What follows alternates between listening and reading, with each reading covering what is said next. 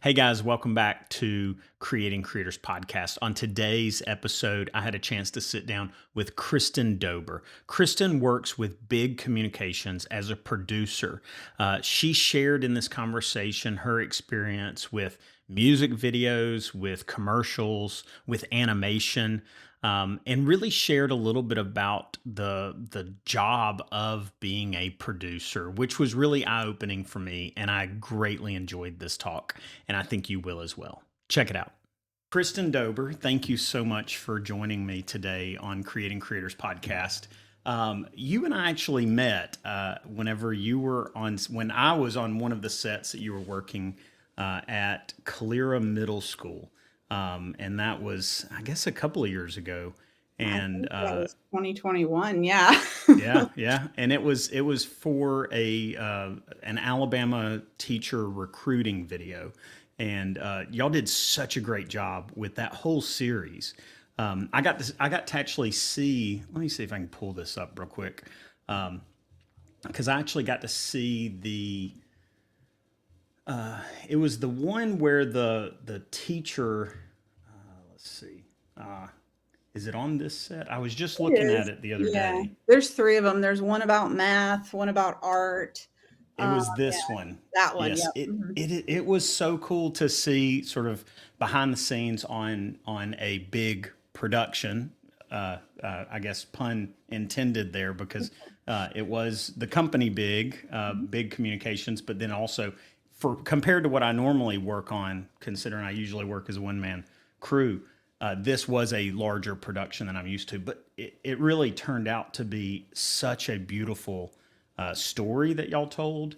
And I just really enjoyed being on set. So it's really great today to talk with you. I appreciate you just being willing to be here and talk with me today. And also thank you from back in 2021 for letting me be on set and sort of see y'all work that day. Yeah, absolutely. That was a really fun set and a fun project. We love working with the Department of Education at Big. They're a fantastic client. They kind of let us flex our creative muscles, which is always amazing. And that one was particularly cool because we got to use a narrative-driven approach to try to help recruit teachers, which is such a huge, important thing. So being able to kind of take our skill set and apply that to something that we all were really passionate about, I think was really cool to be able to see that. And I remember that in meeting you, and I'm glad we could continue talking. And yeah, it was a great experience, and I'm glad you got to see some of it. Yeah. Well, and it actually inspired. We were doing I think it was an attendance campaign called "Missing School is Missing Out," and I was trying to come up with sort of like a theme and sort of style for that campaign. And what y'all did actually inspired that, and it's still probably one of the biggest productions that I've done in my role with Shelby County Schools, and it turned out really good. But I really have to credit just sort of watching y'all's process, as well as almost breaking down sort of the way that y'all did the storytelling in that video, or that video series. So I have tons to say as far as thank y'all for what y'all did, because it was a great experience, and the people on set were so great and gracious to me. And Brian, I just spoke with not long ago, and he was I was telling him, I was like, everyone from you to him to the camera operator. Neil Dearman was pulling focus, and oh goodness, I'm gonna forget his name. He The was DP the on that yeah job, the that was yes Caleb Zorn. Mhm. Caleb Zorn. That's it. Yeah, yeah. So I mean, they were all so nice. That's the first time I met, I think, Ala Grip, Mhm. Seth. I'm trying to line up for Seth to be on here soon. Matter of fact, I just responded to a DM that we've got sort of going back and forth. He's a hard guy to nail down. Yeah, He's we pretty actually had busy. coffee this morning and we're talking about you. And I was like, you need to get on that show, Seth. Get on there. People need to learn from you. Seth's great. Definitely. He's Well, a okay. I think this might be a highlight of my career then, if the two of y'all were talking about me over coffee this morning. So thank y'all very much. That's awesome. Yeah, Uh, yeah, of course. I mean, Seth's a huge proponent of helping people out in the industry, especially here in Birmingham, and so am I. And we both love what we were doing, and that's what we were talking about. Is just how cool it is that this is a platform for people to learn, get information, just hear from people directly about their experiences doing this work, because I think it's something that not enough people talk about. So I'm always willing to chat about that and love to be here and to do that with you today. So thank you for being so gracious with your time and providing this platform. Yeah, yeah. Well, thank you. Seriously. Let's go ahead and jump into a little bit of information about you specifically. So let's first just tell me a little bit about just Kristin Dober in general. Tell me where you come from. Tell me the origins, so to speak. Man, my origin story. That could take a while. Let's see. I am from Atlanta originally. I grew up just north of Atlanta. And I have always kind of been interested in this kind of work. And I went to high school for it actually. And it was a funny story how I sort of ended up doing it in high school as a total accident, which I feel like a lot of people end up in this work kind of by accident or they just fall into it. I had no idea what I wanted to do with my life or anything, all the crises you have as a teenager.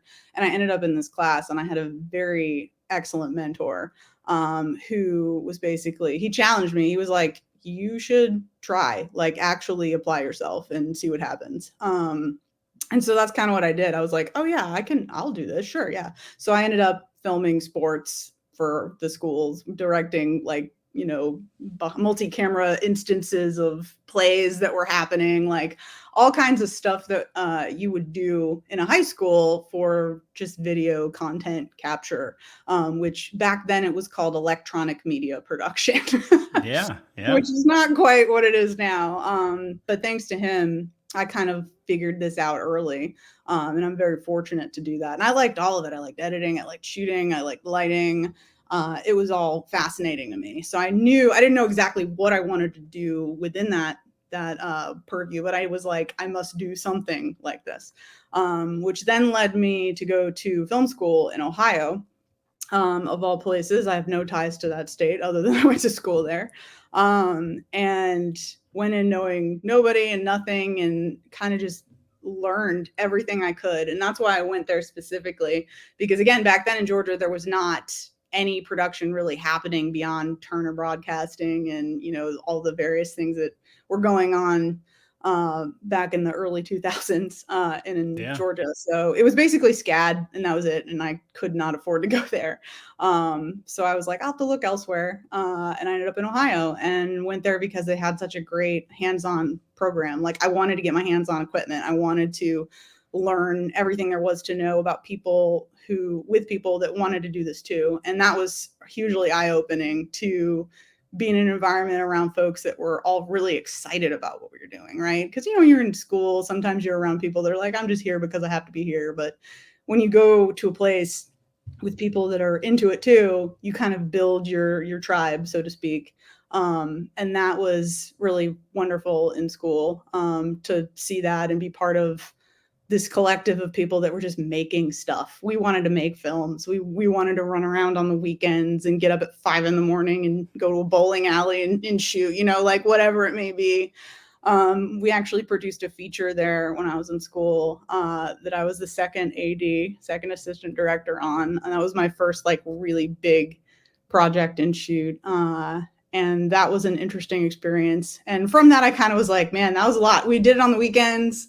We did it, in between everything. So being able to just sort of use your time as you can, even making a feature, you can do that, even if you're doing other things like going to class, going to school, going to work, whatever.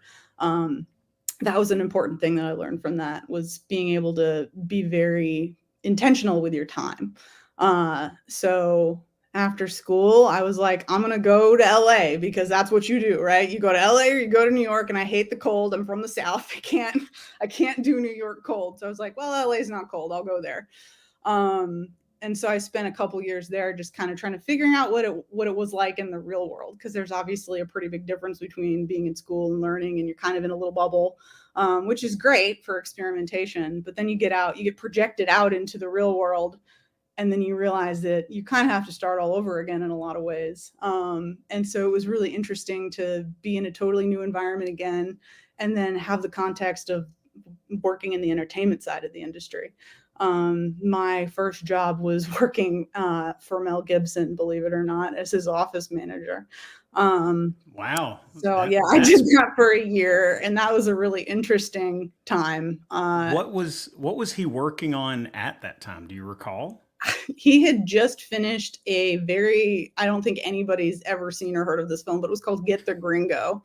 Oh yeah, I have Oh, you seen remember? that. Yes. Yeah, he had Yes. just finished working on that around the time I joined. That's actually a really good movie of his. Like, It's not bad. It's not good either, but in my opinion. I like it. I like it because first of all, just to see the culture that movie sort of set in. The mom and the son in that movie are really compelling characters. It's been a long time since I've seen that movie, but I recall enjoying it. I mean, Mel Gibson's. I think his characters are, he's got certain characters that he just always sort of falls into, and that was a little bit of that sort of like tough guy, almost mafia style kind of Mel Gibson, if I recall it correctly. But I actually really enjoyed that movie. So, but anyway, I'm not always.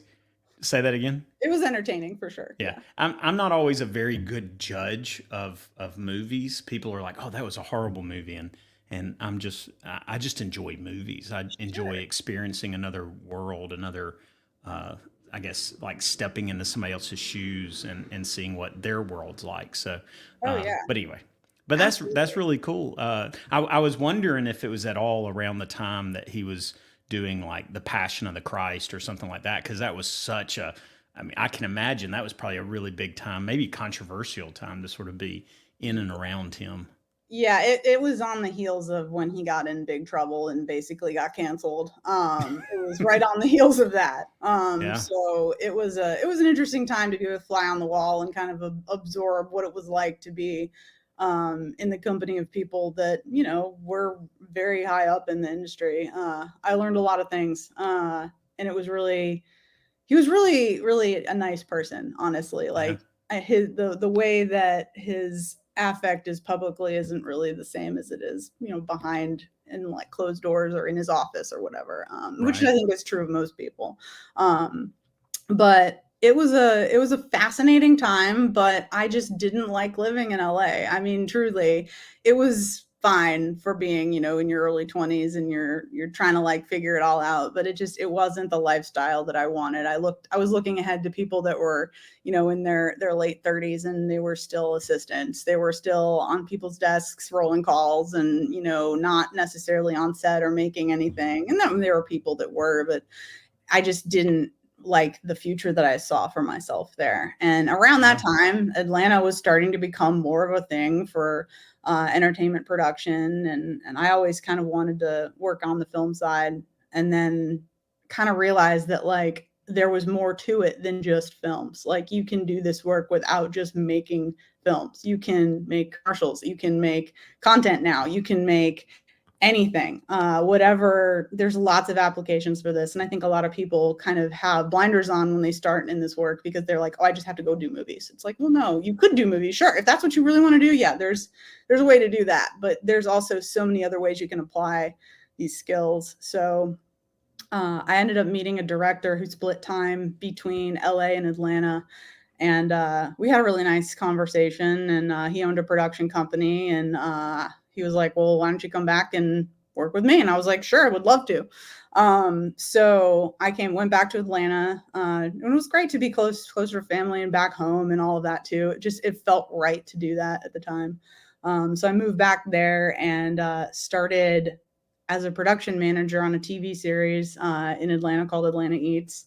And that was a really fun experience. I learned a ton on that show. It went on for, I think, had been going for a year or so, and I came in on like year 2 or 3, and it went on for like, I want to say 8 years. It was a long time. And I started as a production manager and moved up to producing that show by the end of it. And it was a ride. It was all about food. So we were all in restaurants and talking to chefs and figuring all that stuff out on the fly, on location, running around, making it work. It was Did it really make cool. you did it make you end up like enjoying that kind of arena, or did it make you like, all right, I'm done with that. I don't want to do the chef or even food in general. I I don't think I mean, would do well on a food sets. I think I would probably eat everything. it did ruin my palate. Like, I used to be totally fine with like hot dogs and ramen, and now I'm just like, nope. I need this level of steak now in my life, Wow. Yeah. Yeah. But it was great because you get to take home the food that people don't eat, and that's great when you're poor and trying to figure it out. So it was great. It was a fun experience. I got to meet a lot of great people on set too. So being able to kind of be part of that team for a while and like get my feet wet, and that's really where I learned to produce, which is what I'm doing now and how I consider myself in this place, in this purview of industry, is as a producer first, You even though I can do lots of other things. You said that that's sort of like you meeting people. That's a big thing. I mean, I'm assuming, did you stay in touch with the people that you went to college with? I mean, are there people that you went to college in Ohio with that you've worked with in some other capacity or even just stayed in touch with? Loosely, but probably not as much as other people might have. Okay. I know of lots of folks from my school that are doing really well all over the country, New York, LA, even in smaller markets. Some of them stayed in Ohio, some of them went to like Northern California.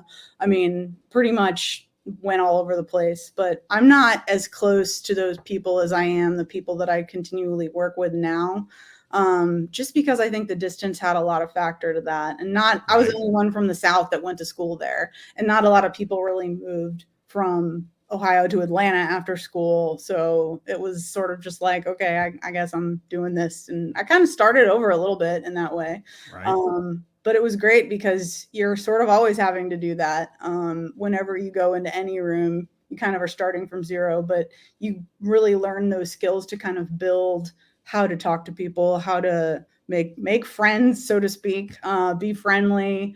Those like people don't really talk about the social aspect of this industry as much. They'll say networking is so important, and it is, but it's also important to really take a genuine interest in the folks that are around you and learn what they care about, what they're passionate about, what their goals are, and just things like that. I think being able to be attentive and listen just as much as you talk is huge. And being able to do that on sets, both now and in the past, has really helped me help people, right, and help them grow and grow myself. And it really becomes this beautiful team endeavor, which this kind of work is such a team sport. You don't go Right. into a dark room by yourself and turn a light on and make a movie. I mean, you can, but you're not going. You're only going to get so far doing that, right? Yeah. So we really need each other. Really, truly, we need each other. So I think it just makes so much sense to pay attention to what folks need, what they're saying. Just being intuitive and developing that skill is a huge, huge one.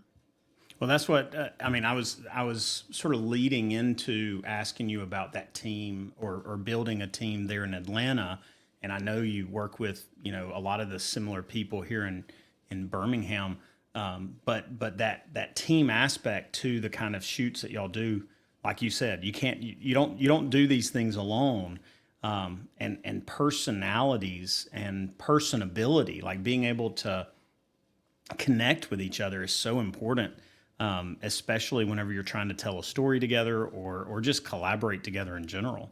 And the people that I know you work with definitely seem to have that, and I imagine just what little I do know of you, you seem to have it as well. Just again, like you said, that interest in each other, that concern for each other, almost empathy that we sort of share as just people.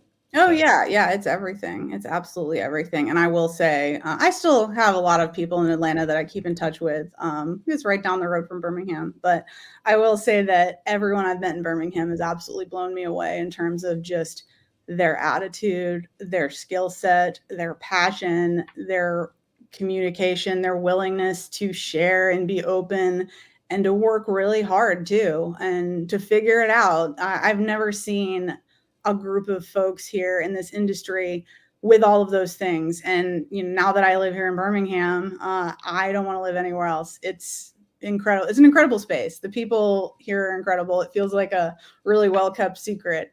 So now one of my main goals is really just to help everyone here get to where they want to get to in any way I can, which is, it's yeah. going to vary depending on the time of the day, whatever's going on. But I really, really like that part of what I get to do in my job is kind of becoming that person that helps someone else. I want to be that person that I didn't really have when I was like, in my early 20s, right? Like there's something to be said for figuring it out yourself, but like it's so much nicer if you've got somebody that you trust that you can go to and be like, okay, I'm in this situation. What do I do here? Like, I want to figure it out, and maybe can you help me? And it's like, absolutely, I will have coffee with pretty much anybody. Like, if you want to talk, I'm down. Like, I love it. It's always really, really rewarding to see somebody come really far in their career or to check a box that they wanted to check. Like, you know what? I finally shot a feature if that's their goal, or I finally wrote my own short film and got it into a film festival or whatever it may be, right? Being able to kind of help and coach and do all that is really cool. And the people in Birmingham, I cannot like praise enough in terms of just their willingness to just jump in and do it and just be really great, genuine people at the same time. So I'm here.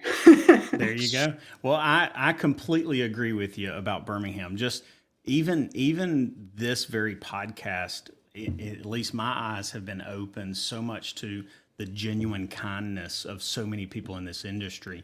I mean, speaking with you and speaking with Brian just recently, and then even the Sean Patrick Kirby when I spoke with him, like so many of these people, I never thought would give me the time of day, much less actually give me an hour or two of their time. And it's been amazing seeing people that are successful in this industry. What I would see is sort of high up in the industry to see these people come and be willing to I guess share their experiences, teach others, and really just chat about it has been really incredible. And it seems like everyone has mutual respect for each other, no matter what level you're at. And I think it's because everyone's been through all of those levels. No one started at the top. Everyone, picked up a camera at some point, or probably picked up a C stand or a cable, and it was their first time on set or first time, shooting something. It's been really cool. And Birmingham definitely, and I would say Birmingham, I live in Shelby County, so just the suburbs of Birmingham. I would say the Birmingham area just has a lot of strong people that are very willing to give of themselves to make things happen. So, That's right. And I think it's really important to make sure that those people are not only enabled, but also protected from anybody that may ordinarily try to take advantage of that. Really being able to set a good example and say, okay, this is the way that you should do something in order to bring out the best in whatever you're trying to do. Like there's a lot of whirlwind in the industry about like, oh, well, we need to cut costs. We need to do this faster. We need to do this cheaper. We need to figure it out in this way. And I think it's really easy to discount people in that process. You can easily forget. And I really feel like it should never be forgotten. It should be a priority all the time. Even if you have a shoestring budget, even if you have barely any time, there's always a way to figure it out. And there's always a way to figure it out without taking advantage of people and not doing it at somebody's expense. Like crews should always be able to sit and eat a meal at some point during your day. You should not be having a 14-hour day in general, really, or even a 10-hour day without having a meal after the first 6 hours, right? Give people their basic needs. It's not even like a lot usually, but there's some, and I think a lot of people when they're learning don't really know what it's supposed to be like, but it really isn't supposed to feel like a lot of crazy like self-sacrifice, I think. And I think there's a lot of room for improvement in general there. But I mean, there's the best part about production is it's a puzzle, like in my opinion. Like Yeah. one of my favorite things is trying to figure out a shoot with, okay, well, here's our limitations, right?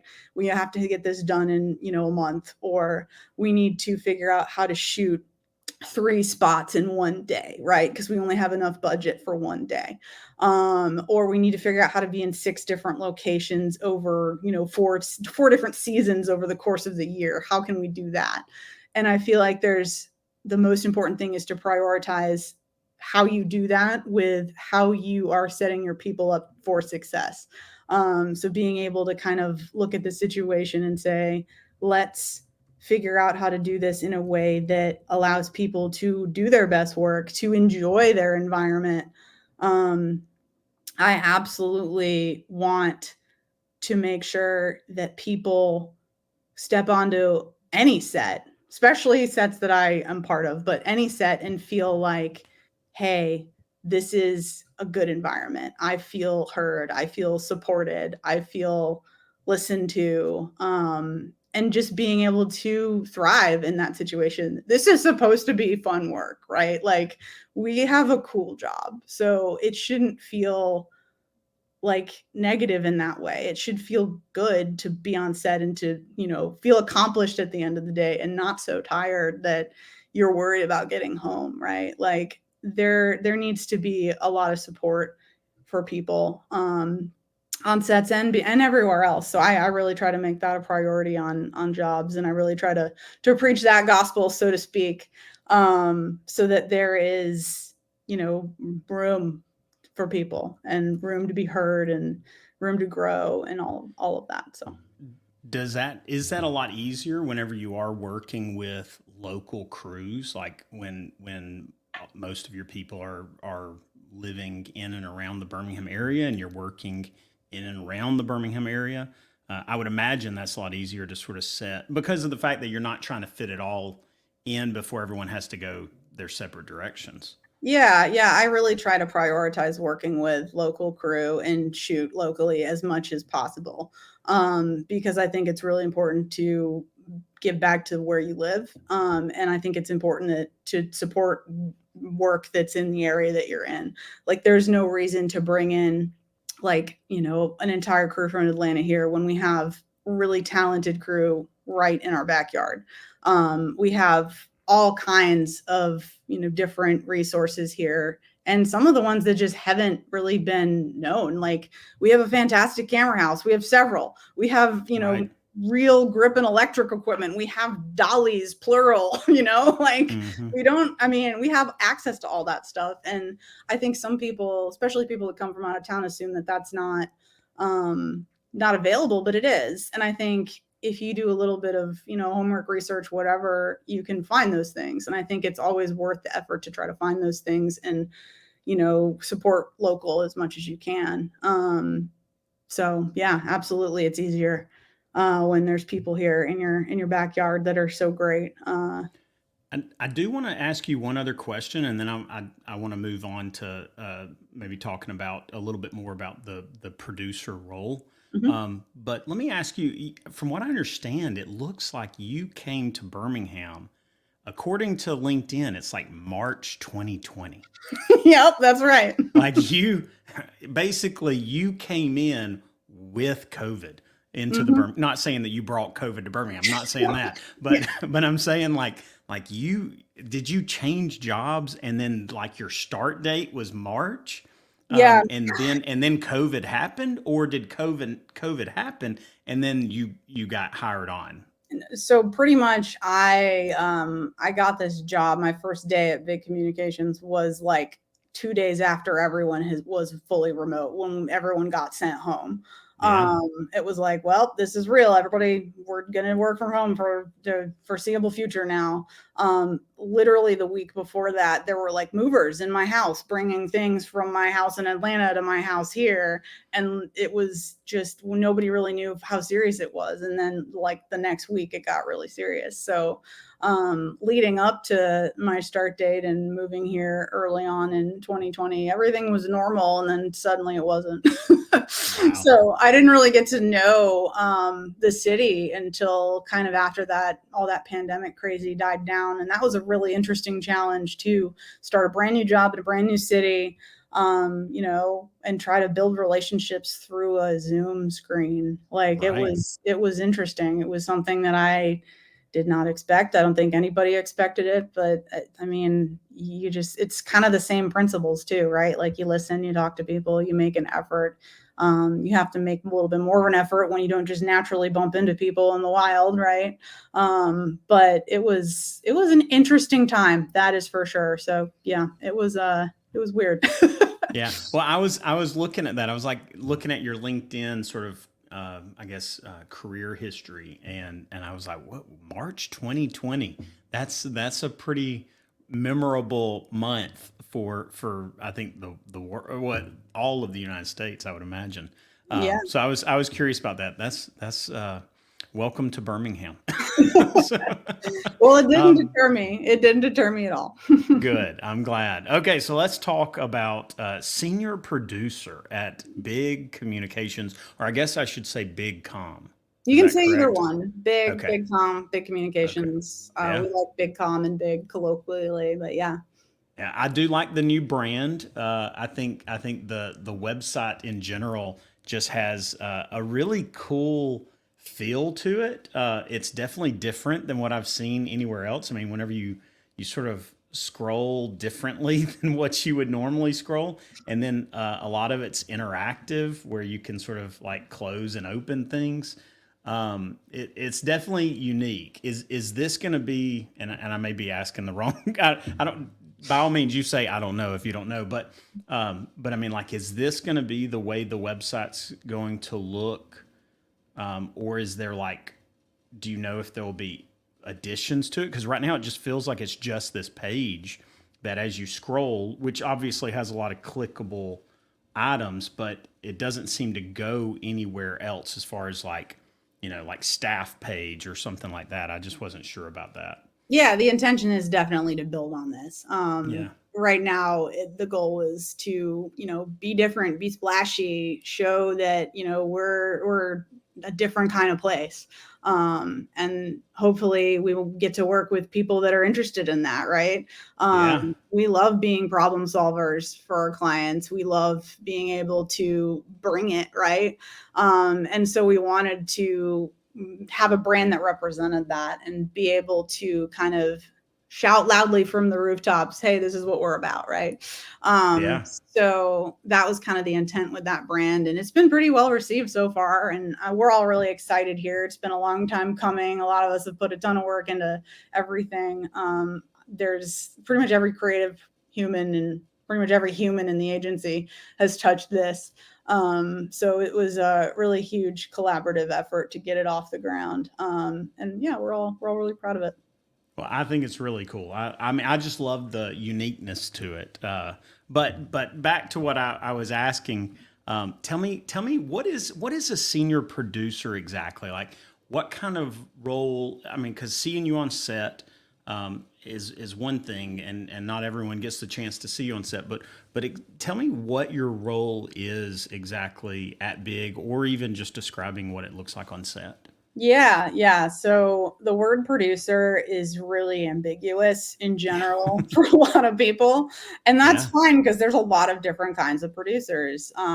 You'll see executive producer, line producer, supervising producer, agency producer, like just producer sometimes, co producer. Like it's confusing for sure. And all of those roles mean and are different things depending on the context. Right. That has a lot of different answers to that question. I can speak specifically about my role at Big. It's kind of twofold. So I'm really effectively two different kinds of producers here. One is the agency producer role. So as an agency producer, what I do is I am charged with bringing the creative ideas to life. So timelines, budgets, figuring out how to take our creatives' brilliant thoughts and ideas and concepts and actually create them, make it actionable, so that we can have video, we can have, print ads, we can have out of home boards, like whatever it may be that compromises an entire campaign. Sometimes it's one thing, sometimes it's 42 things.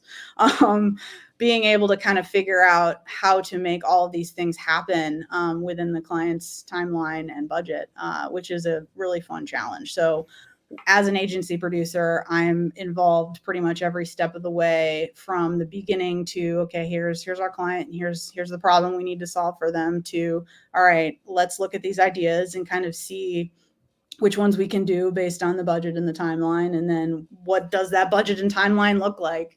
I price out a lot of different things, and I make a lot of different timelines, and, a lot of different options and scenarios. And there's so many ways to do it. So it's always interesting. So I'll do that. And then depending on what the idea is, obviously affects a lot of how it's done. So being able to figure that out and then kind of look at the best way to execute it. So I sometimes produce things myself. So that's kind of the other side of it. The line producer aspect is I'll hire all the crew. I'll manage all the post-production. I'll be able to kind of work through all the little details that go into a shoot, and coordinate that, and, help with equipment rentals, like all of those things. That's the line producer side. So sometimes the solution is that I do that, and I really enjoy that part of my job. It's super fun. The set you were on Yeah. back with the Department of Education was one that I was also line producing in addition to being an agency producer. So that sometimes it kind of checks both boxes. So when you say line producer, what is line reference The specifically? line is in a line item budget, right? That's what I thought. Yeah. Each line is a role, an item, something, and you have a number next to it, right? So, like, if you're gonna have props on set, you have your props number. It says prop purchases, and then it says $500, right? Like Right. that line. So I'm literally managing the budget line by line, making sure that we're hitting our overall numbers. So when I'm producing something myself, that's kind of what I'm using as a guide for, rates and different things like that, location, rental fees, whatever it takes to get this thing off the ground. Is I'll build that budget myself, and then I'll use it as the guide for executing the creative for what it is. So that's really fun and interesting. The other side of that as an agency producer is I might reach out to a partner, production partners, of which I have several, that would do all of that finer detail. And some very large jobs necessitate that. Sometimes I'm just too busy, right? Like I Yeah. can't produce literally everything that comes in depending on time. So I have a lot of great partners here in Birmingham and outside across the Southeast that I love to work with, that are fantastic, that I trust, that run things the way that I would run things. So being able to kind of hand things off when needed is great. And sometimes you really need a specialized partner that's really good at a specific thing too, or you want to work with a particular director that has a skill set like comedy, right? Like that's not everybody can direct comedy. That's hard. So sometimes it really benefits. It's the best solution to find a comedy director. And production companies have a lot of these directors on their rosters. So you can call your favorite production company, be like, who do you got for comedy? What do you got? Let me see reels, right? And you get to kind of take that list of directors and people and bring it to your creative team and client and have those conversations and be like, here's some folks we really, really believe in and think are great. And then after that's happened and we've a partnership is in place there, they'll run at the little specifics like location rentals and talent and all of those things. And then I'm really the liaison at that point between them and the agency and our client, and making sure that they have what they need, that my creative team on the agency side is supported, and that the client is ultimately getting what they paid for and what they want. So the agency producer is a little bit different in terms of just how you're relating to everything else that's going on. So I do both of those things on any given job usually. When I think of budgets or just money in general, especially whenever it comes to like if there's like hourly rates or something, like if it comes down to like time and managing time to then make sure it stays within a certain budget, that sounds like a lot of potential challenges along the way and a lot of at times probably like decisions that you have to make at a given moment because budget makes it necessary to determine that. Then, I mean, I guess what I'm trying to ask is what are some of those challenges that you've run into along your career? I mean, especially early on, I would imagine there's, I mean, I would imagine maybe misquoting or maybe not getting everything I needed up front from people. I Oh would yeah. imagine now you've done this long enough to where you've probably overcome most of those challenges. But what was that like early on, or what are some of those challenges that you've had to face along the way? Oh yeah, yeah. Budgeting is a tricky one. There's a lot of unwritten rules that you kind of learn along the way, and you kind of learn what makes sense and what doesn't make sense, and how to account for things you can't account for. Right? It's tricky, and the best way to do it is just to practice. Obviously, like Right. anything else. It's always challenging to manage. On the agency side, we have obviously labor hours, which are our staff hours, and those are all hourly. And then we call those like soft costs, or and then hard costs are expenses. So if I'm hiring a prop stylist to come out and do their thing on set for us, like that, we pay them a fixed amount of money, right? That there's a rate that is agreed upon, and that's for a fixed amount of time. So it's usually day rates for different folks on set, for example. Whereas you might see a lot of more post production folks will work either at a fixed rate, like, hey, can you edit this for $5,000, right? Right. Or depending on what it is, or they'll work at an hourly rate, like $125 an hour. Can you get this done over the course of the next month, right? And just give me the actuals there. So you're kind of juggling both.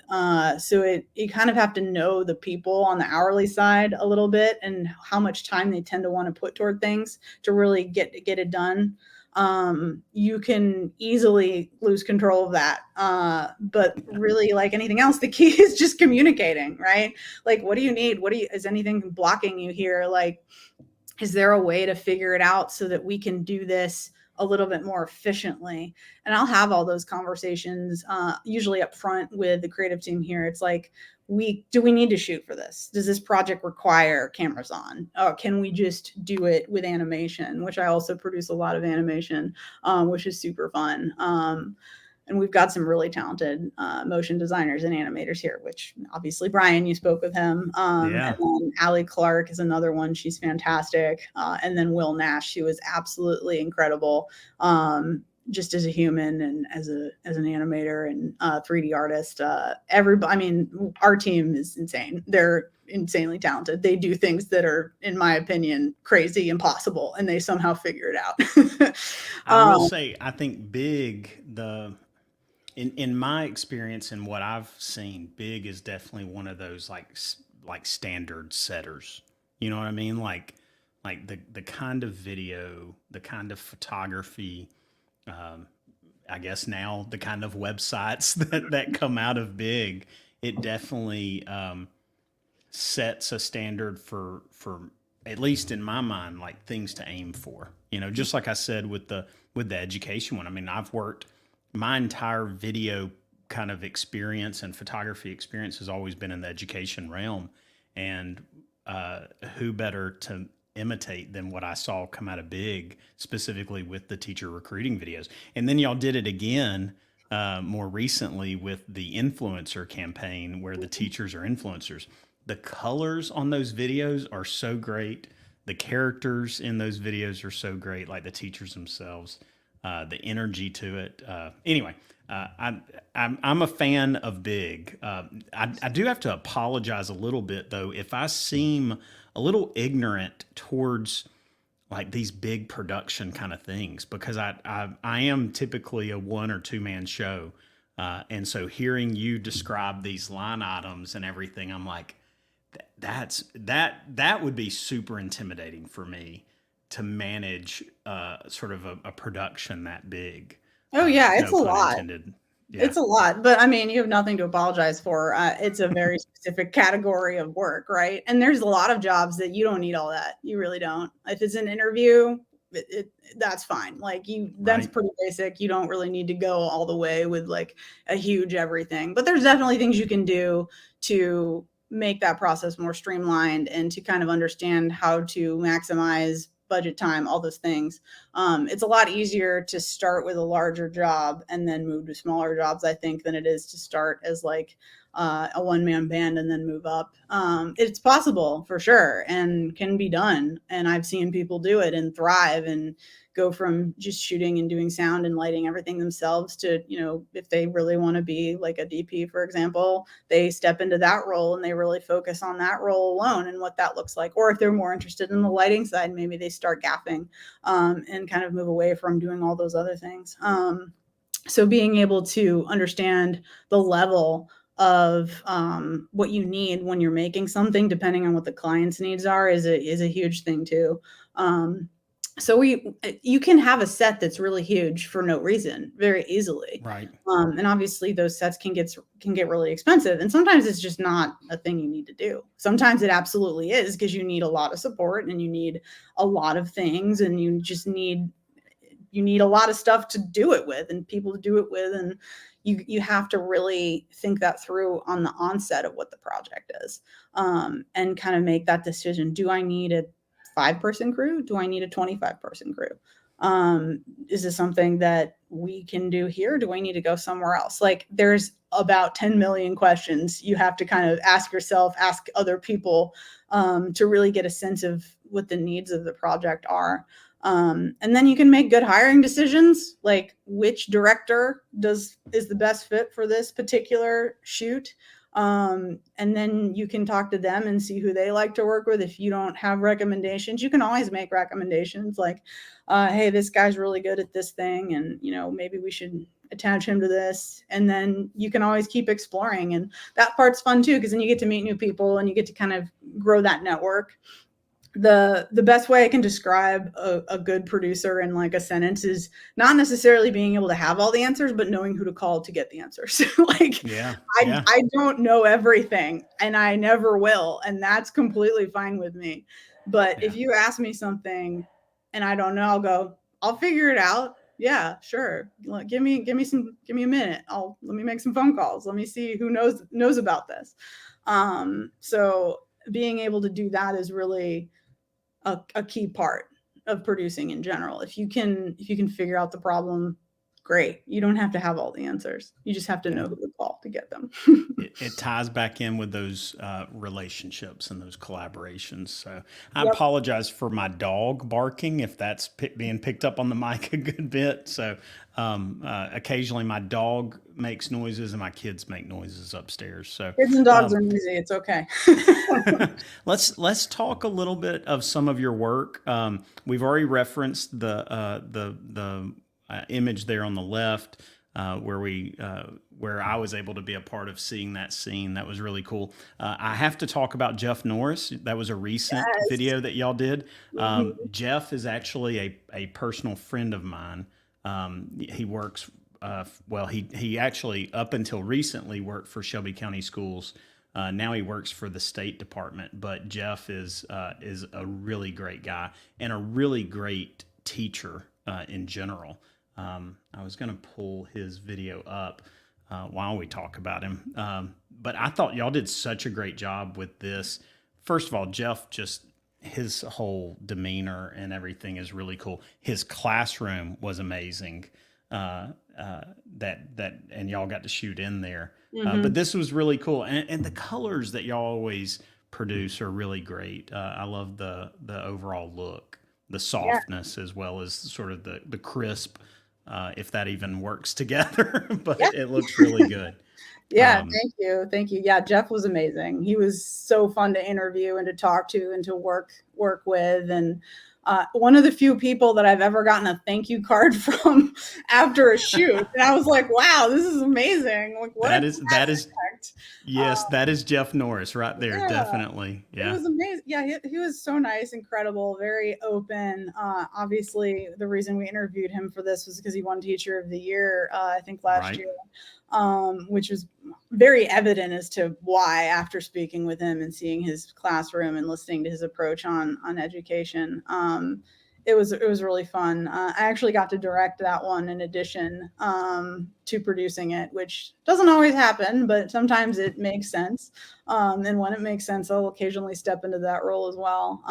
I love interviewing people, so something a little bit more on the docu-style side is really, really always a fun challenge because you can really focus and get to know them and kind of figure out what their story is. And I think being able to give a platform to people to speak their story and their truths is cool for sure. So being able to do that with Jeff was great because he was so open and so gracious, and you can just tell he cares so much about his job and making a difference and his kids and making sure that they are set up to succeed. So I have a ton of respect for him, and I was really, really fortunate to be able to make that piece about him.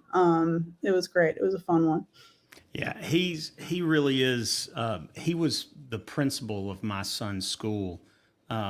My son's, I guess, kindergarten or first grade year. Anyway, one of those years, and then he decided to go back to the classroom, mainly because that was just where his heart was. And then like a year or two later, he gets Teacher of the Year for the state, and and he really is what he's better than people realize. I'll put it that way. Like, Mm-hmm. you hear these people sometimes that get celebrated for things, and you're like, are they really as good as people are saying? Jeff is better than what people realize. That he Oh really yeah, is. He's yeah. incredible. So He's he's a yeah, good I one. cannot say enough good things about him. So Yeah. really love being able to tell authentic stories like that. It was important to us to be in his classroom and actually shoot in his classroom to really make sure that we like had it be as authentic and real as possible. We wanted to make sure that it didn't feel like it was all staged because a lot of times Right. in commercial land you need that level of control with what you're doing. You have to go into a place and totally redecorate it to make it look like the brand or to do justice to the idea. So sometimes it's super necessary. But in this one, a more documentary style approach, just being with him in his space and letting him be super authentic was the way to do it. So had a great team on this shoot. It was, the usual suspects. Caleb Zorn shot this one. John Champion helped with the lighting. Jeremy Burns did sound on this one. Like it was fun. I had some great PAs too. We had a really good time shooting this one. So Yeah. it was chill. It was fun. We enjoyed ourselves, which is always important too. All right. I want to know about direct or producing animation. Mm. You said that this is something that you really enjoy. Tell me what this process is like, because first of all, animation to me is a little mind blowing. Oh Just yeah. in the idea, like, how do you even go from nothing to this? Oh Like yeah. that's mind blowing to me. But specifically your role in some of this, what's that like? What does that look like on a regular basis for you? Oh yeah, animation is, I mean, I know how the sausage is made and it still feels like magic, like truly. And it is really hard to go from absolutely nothing to something like this. But the Right? other cool part about that is the sky's the limit. You're not, bound by earthly limitations here. You can draw Literally in whatever. this Yeah. case. Literally, yeah, exactly. You can draw whatever you want, right? You can come up with a color palette, a style, a feeling. The sky's the limit with animation. So that part of it is what's really cool. I mean, I love working on set too and being in the real world and being in the environment, but animation and producing that scratches a whole different itch. So this job specifically was for Huntsville, and it was a Right? recruitment campaign, which we did several of these. And the cool part about this was our client, who was awesome, was really into giving us the tools to make this as cool as we could, and letting us sort of conceptualize these ideas of what these roles felt like. So the voice you hear, which you can't hear obviously because I'm talking, Right. but the voice you hear that's kind of voicing over this video is actually the real person that we animated, and the way that they're drawn is actually based on what they really look like. So we wanted to take these people as examples of folks with successful careers in robotics, in cybersecurity, in healthcare, and kind of tell their story a little bit about and why they like doing it, and specifically why they like doing it in Huntsville. So we got them into a recording booth to kind of record their story, and then we worked on storyboarding and drawing these different scenes. So we were really fortunate to work with a fantastic illustrator, actually from the UK, named Jake Williams, who is just we've had our eye on him forever. Allie Clark, especially, who helped kind of zero in on him. It was like, we need to get this guy. Like, he's so good. So that's kind of where my role comes in, is like being able to find a partner that can draw in this style, right? We wanted to use his style in particular, and we wanted him to do his thing. So setting that up with Allie and being like, all right, let's figure it out, you guys. Let's we've got 2-3 weeks to come up with what these scenes are after interviewing these people, and kind of seeing that. So it's a lot of coordinating. It's a lot of setting up meetings. It's a lot of making sure that what is being conceptualized can get done and will do. I trust my creatives when they are like, yes, we could totally make this happen. We just need X, Y, and Z. And X, Y, and Z becomes the thing that I go figure out for them, right? So being able to kind of make it so they have the tools to do their jobs is really the core of my job, but it's especially important in animation, because if you can't set it up, you can't do it, right? It's not like you've got a day and you show up and it happens or it doesn't happen.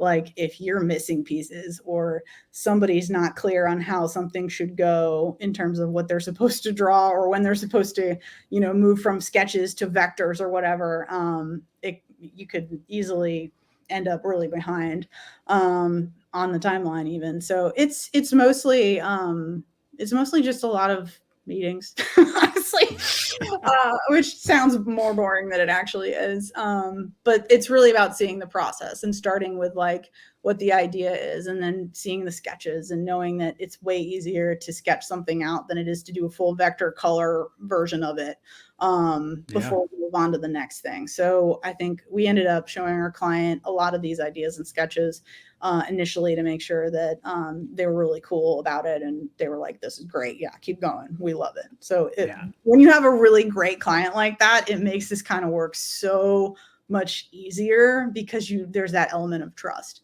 So they trust us, I trust Allie and Jake to like collaborate on this kind of thing to make it really beautiful and cool.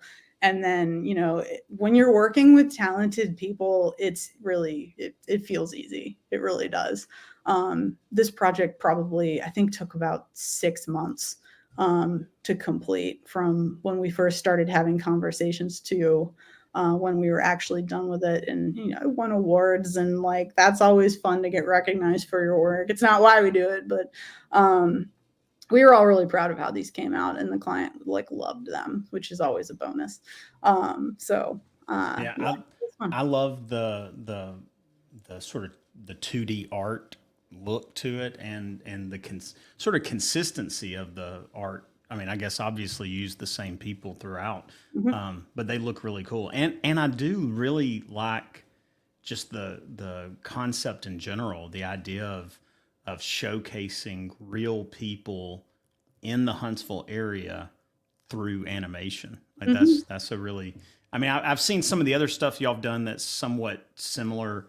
I think of the the Coleman Hospital. Y'all did some stuff for their hospital that definitely showcases some roles of some medical personnel.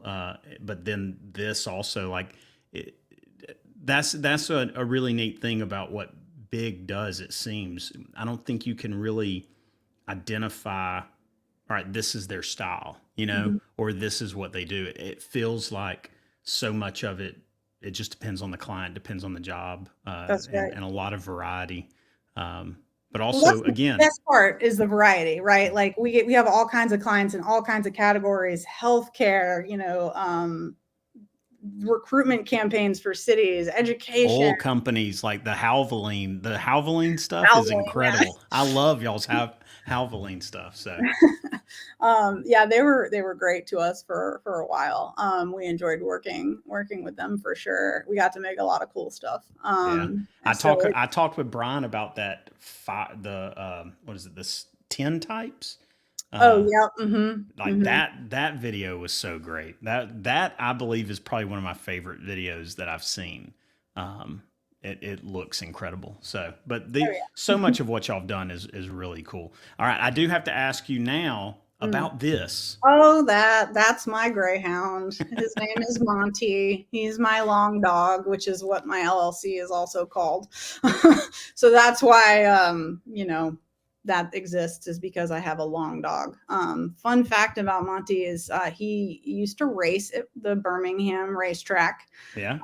And he lived in Birmingham before me because he was here before I moved here. When I lived in Atlanta, my husband and I, we adopted him, and then we moved here, and it was like, oh, okay. That track's obviously closed now, but Right. yeah, he was an ex racing dog, and now he is a couch potato and sleeps all day.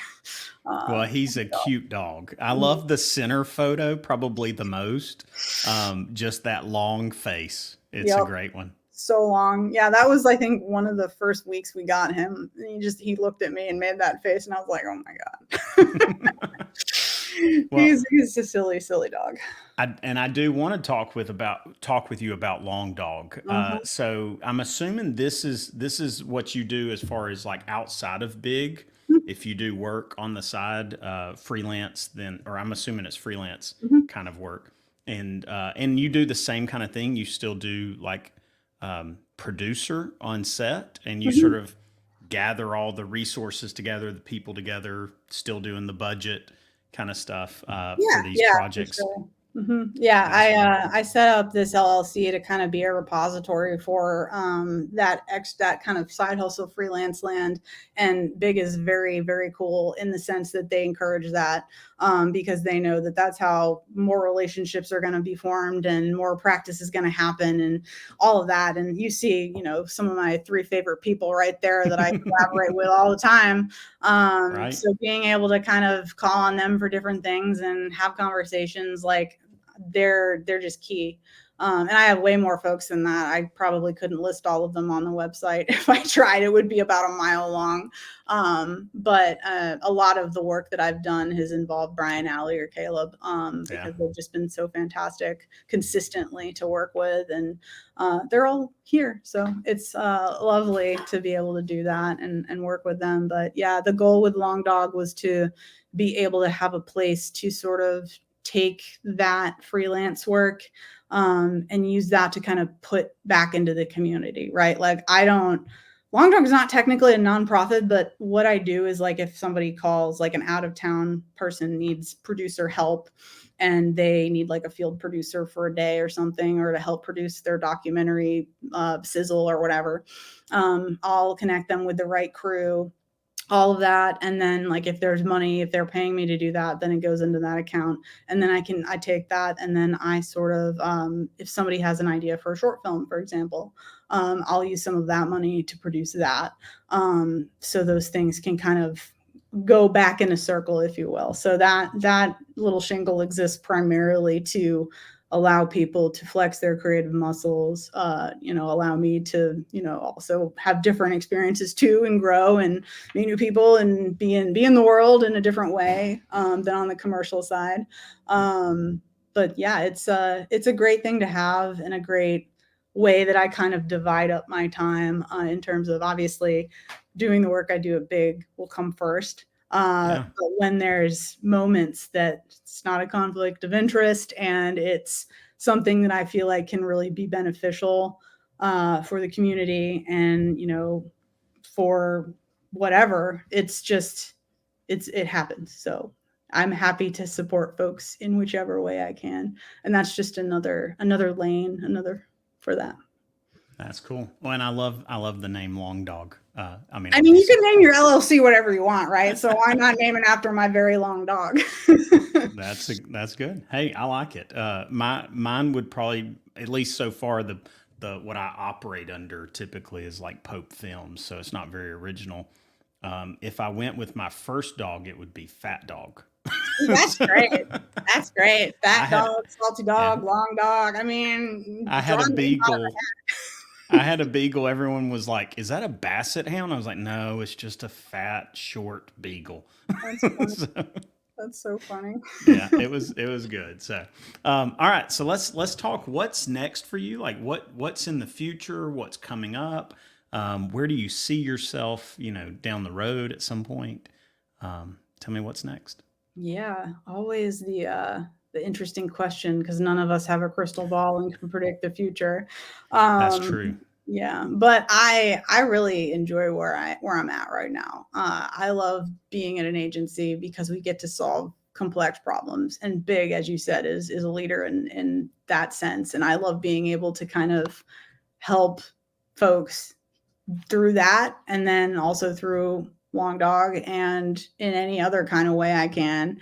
I mean, my biggest goal is supporting folks and helping them grow, and then I get to grow in tandem with them. That's just kind of how it goes. Interesting challenges of doing things in 30 seconds or less on the commercial side. Like, I just want to keep going, right? Like, I really enjoy where I'm at right now, and I just want to keep doing more of that. I want to keep making more interesting and compelling things. I want to keep solving hard problems. I want to keep seeing people realize that they can do this work. I want to keep taking down those barriers that people see and sometimes really do exist. I don't think this industry should be gatekept as much as it sometimes is. So I really want to continue to enable folks to, yeah, go make that TV pilot, go make that short film, write your feature, right? Like, there's all kinds of things you can do. And I want to be a huge enabler, and I want to keep doing that.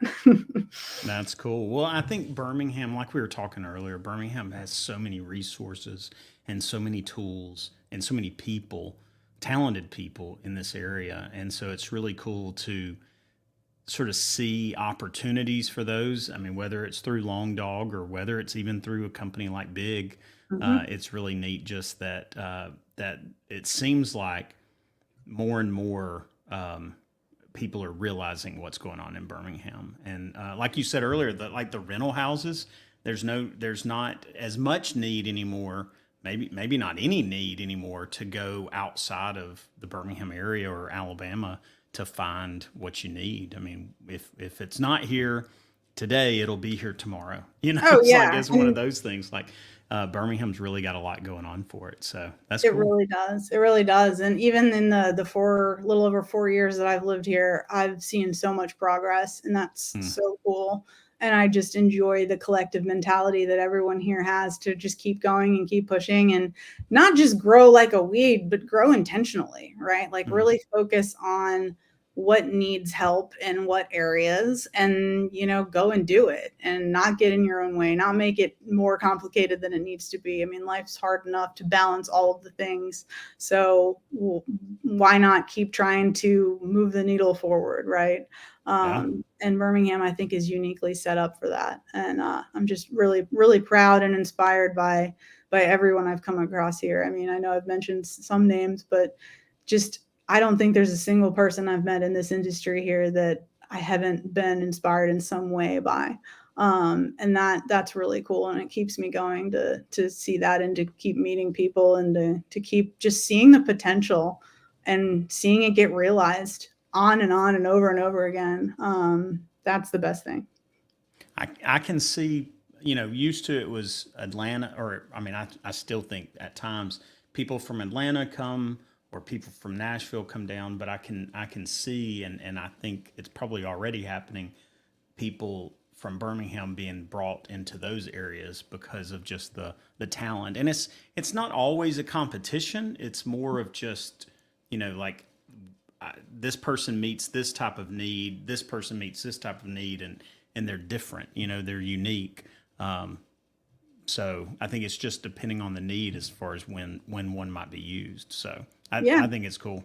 it's All right, so advice you have for somebody, especially I really wanted this, especially in the vein of a producer. Like if somebody was maybe doing some of those other roles, but has always looked at like, man, I'd love to do the job of a producer. Like I just see myself in that kind of a role. What would you say to somebody advice wise, either to prepare for a role like that or to even take steps to move into a role like that?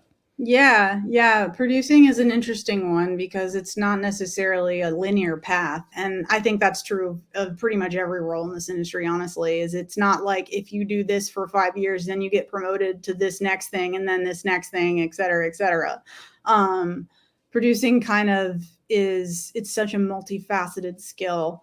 I feel like if you want to do that, if you want to learn that, if you want to get into that, I think the best way is to really just be observant and try to be around people on sets and see what they're up to. I mean, most folks will start as a PA and be on set as a PA, and you can learn a lot just by looking and watching, even if you're just shadowing someone.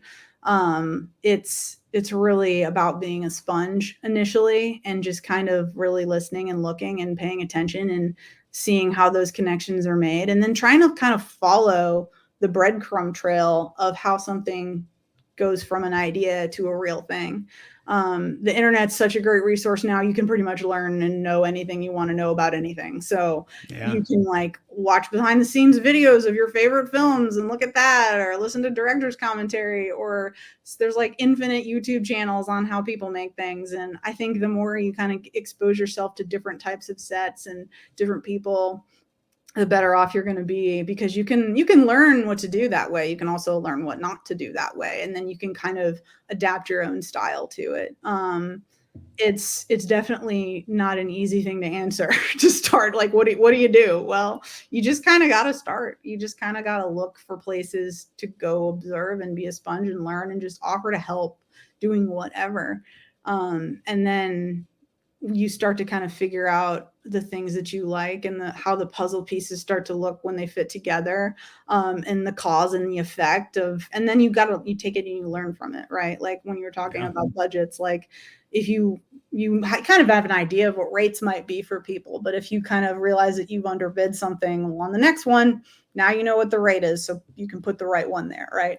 And then not to get discouraged just by the sheer like hardness of it. It's tough. Like this job is tough. Like it's a really it's one where you really have to care. You really have to really enjoy all of it, as much the process as much as the result. Like, yeah, I've done a ton of work that I'm really proud of, that I'm really happy with the experiences that I've had just as much in doing that work.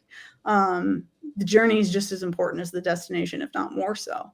And when you're learning to produce, you're learning on how to make that journey a good one for yourself and everyone around you.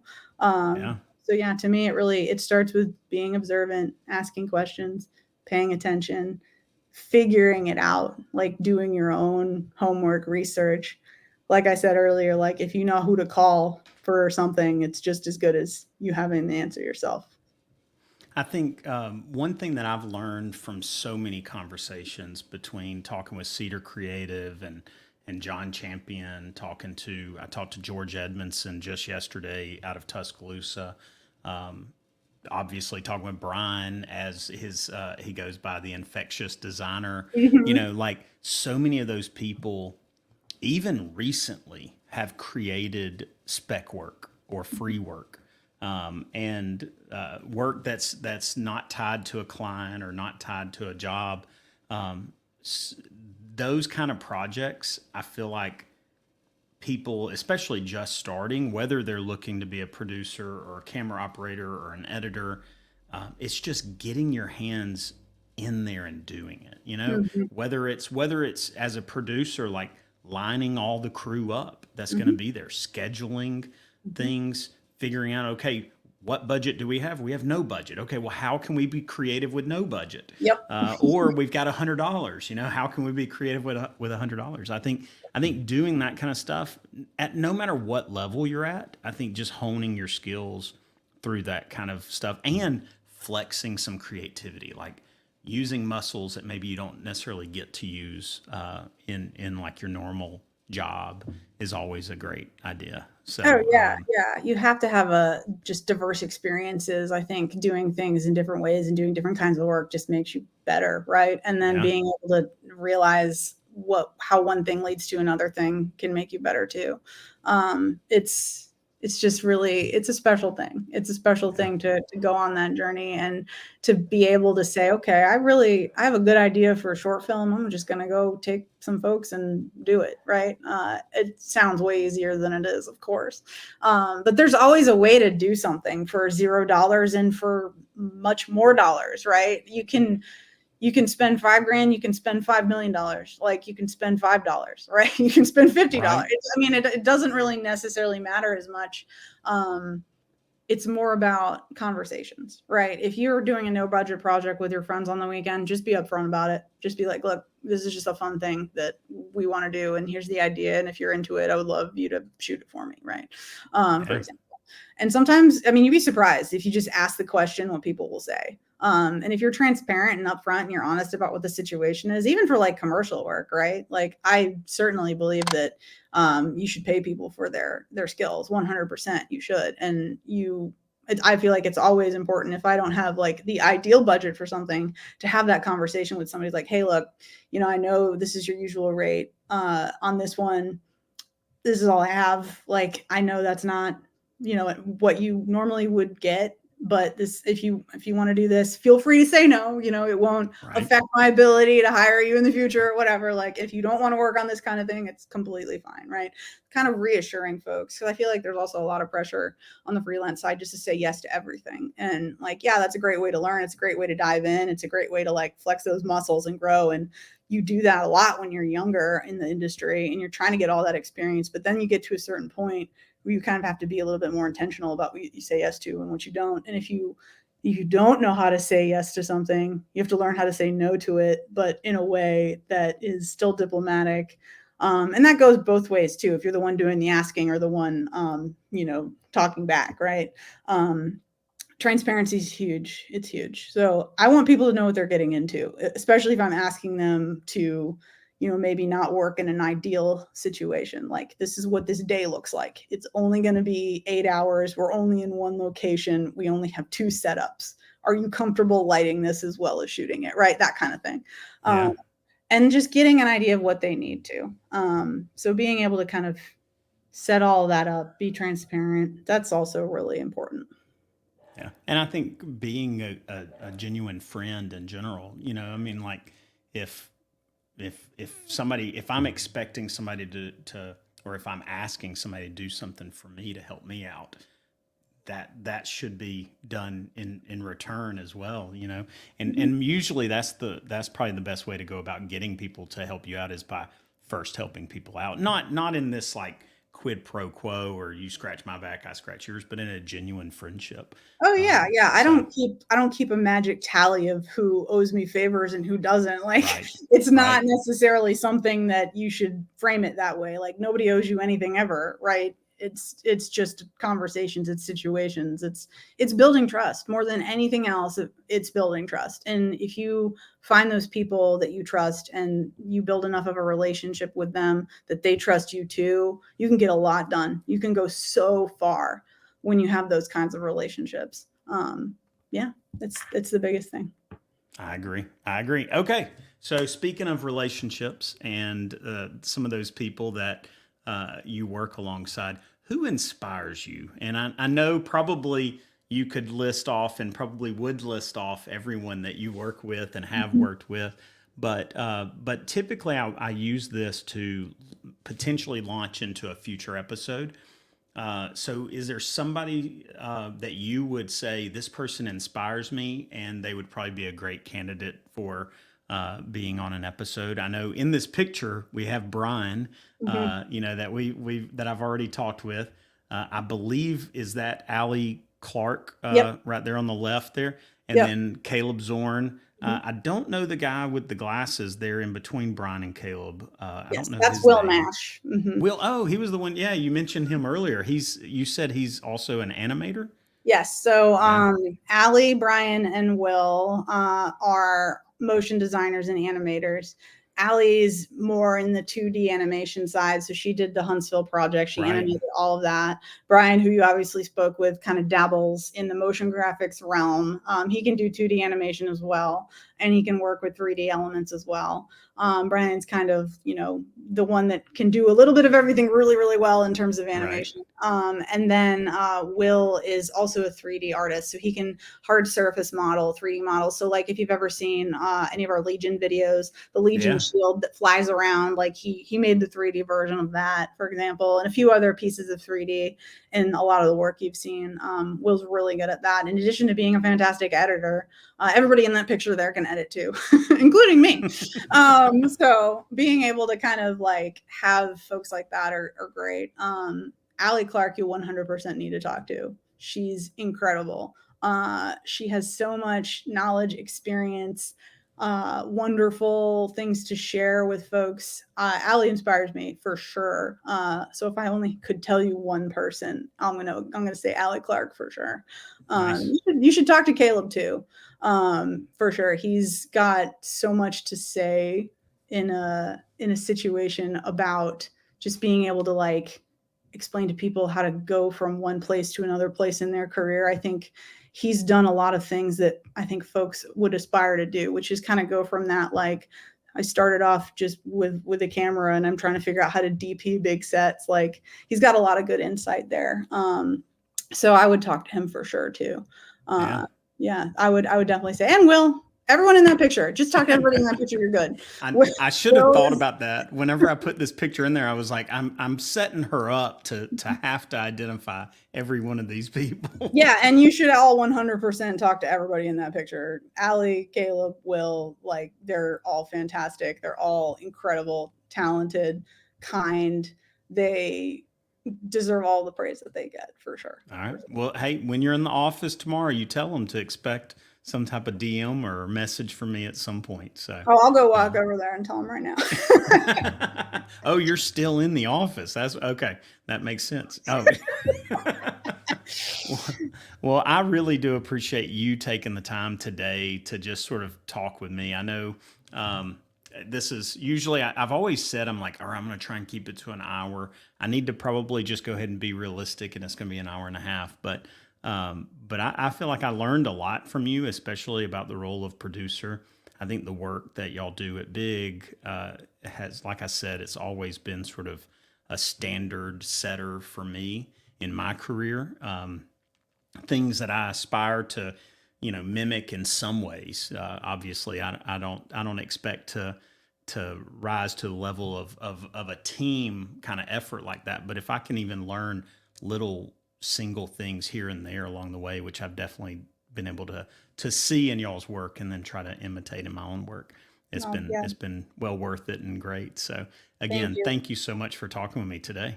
Yeah, of course. And give yourself a little bit more credit. I mean, seriously, like we all, like you said, started somewhere and we all end up where I feel like we ultimately need to. And maybe it's not where you necessarily expected, but it usually works out like it needs to. Yeah. And that journey, you got to enjoy it as much as it can be crazy. But yeah, really proud of the people I get to work with at Big, outside of Big in Birmingham, and just really humbled to speak with you today and be able to kind of share some of the things I've learned. Hopefully, it's all coherent. Definitely, definitely. Yeah, no, it's been great. So, well, Kristin, again, thank you so much for talking with me on Creating Creators podcast today. Absolutely. Thanks, Brian.